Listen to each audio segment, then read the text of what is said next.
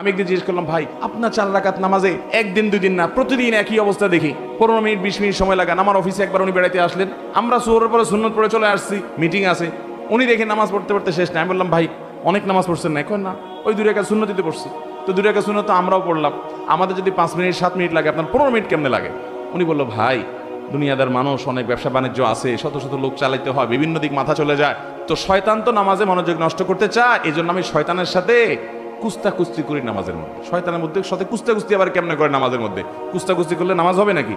বলে যে কুস্তি সিস্টেমটা হলো এই, আমি যখন নামাজে দাঁড়াই, সূরা ফাতিহা অন্য সূরা পড়ি, তখন শয়তান আমারে যত আকতা কুকতা সব মনে করে দেয়, তখন আমি কুলে উঠতে পারি না, আল্লাহর কথা স্মরণ আসে না।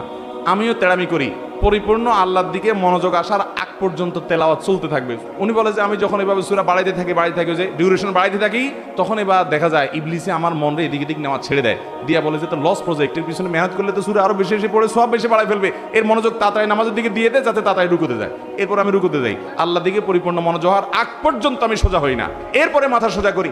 এইভাবে একটা একটা করে রুকুন শেষ করি। আমার অনেক সময় লাগে, কারণ পুরো নামাজে আমি লড়াই করি ওই ইবলিসের সাথে, ওই লড়াই করতে করতে কুস্তি করতে অনেক সময় লাগে। আল্লাহু আকবার, এরে বলে নামাজ। ভাইরা আমার, নামাজটাকে সুন্দর করবো তো ইনশাআল্লাহ।